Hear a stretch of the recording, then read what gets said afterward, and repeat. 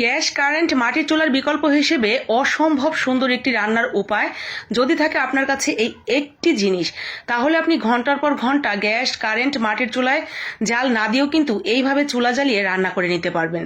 খুব সহজেই রান্না হয়ে যায় শুধুমাত্র এই একটা উপকরণ যদি আপনার কাছে থাকে, তাহলে আপনি যে কোনো জায়গায় যে কোনো পরিস্থিতিতে এইভাবে সার্ভাইভাল চুলা বানিয়ে রান্না করে খেতে পারবেন এই মোমটা দিয়ে। এটা হলো রান্নার মোম। আমি এর আগেও কয়েকটা ভিডিওতে এই রান্নার মোম দিয়ে রান্না করেছি, যেখানে অসংখ্য আপু ভাইয়েরা বলেছেন আপু আপনার চুলাটা কি দিয়ে জ্বললো। তো আজকে সেই সব আপু ভাইয়াদের উত্তর দিব, এবং বর্তমানে যেহেতু এখন বাংলাদেশের প্রায় অনেক জেলাই পানির নিচে চলে গেছে, বেঁচে থাকার মতো কিছু একটা রান্না করে খেতে হবে এরকম কিছুও কিন্তু হাতের কাছে নাই, কারণ চুলা ডুবে গেছে, গ্যাস কারেন্ট সব কিছু একেবারে পানির নিচে। তো এই মমটা যদি হাতের কাছে থাকে, বিশেষ করে আমাদের রেস্কিউ করতে যাচ্ছে যেসব আপু ভাইয়ারা বা ওইখানে ত্রাণ দিতে যাচ্ছে যেসব আপু ভাইয়ারা, তাদের কাছে যদি এই মমটা পৌঁছে দিতে পারে, খুবই কম দাম, আমি দামটাও বলে দিচ্ছি, তাহলে কিন্তু খুব সহজেই তারা অল্প কিছু হলেও রান্না করে খেয়ে পরিবার নিয়ে বেঁচে থাকতে পারবে। যে কোনো কঠিন সময়ে যখন আপনার হাতের কাছে রান্না করার মতো কিছুই থাকে না, তখন এই মোমটা দিয়ে রান্না করে নিতে পারবেন।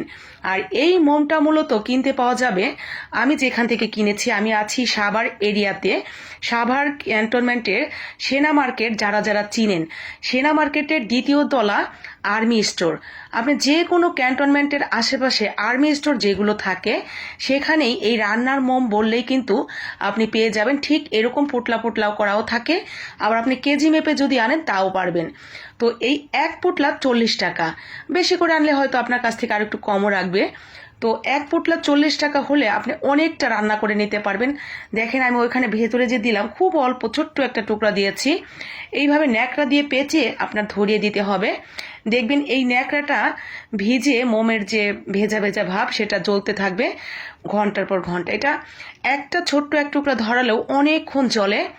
ভারী কোনো রান্না করা যাবে না। আপনি নর্মালি খিচুড়ি, ভাত, ডিম ভাজা, নুডলস, সেমাই, দুধ জাল করা, আলু ভর্তা, এই ধরনের যে রান্নাগুলো খুব সহজেই হয়ে যায়, এই রান্নাগুলো কিন্তু অনায়াসেই করতে পারবেন। তো এখন আমাদের বাংলাদেশের কয়েকটা জেলাতে এমন একটা অবস্থা গিয়ে দাঁড়িয়েছে যে বেঁচে থাকাটাই মুশকিল হয়ে গিয়েছে। এক মুঠো যে রান্না করে খাবে এমন পরিস্থিতিও নেই।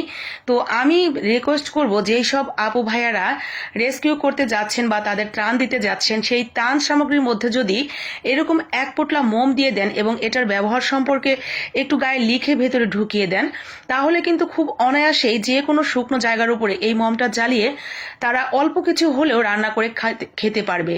বা প্রয়োজনীয় ছোট ছোট বাচ্চারা থাকে, তাদের দুধটা জাল করতে হয় বা একটু কিছু গরম করতে হয়, বয়স্ক মানুষ থাকে তাদের জন্য, তারা কিন্তু খুব সহজেই এই কাজটা করে নিতে পারবে।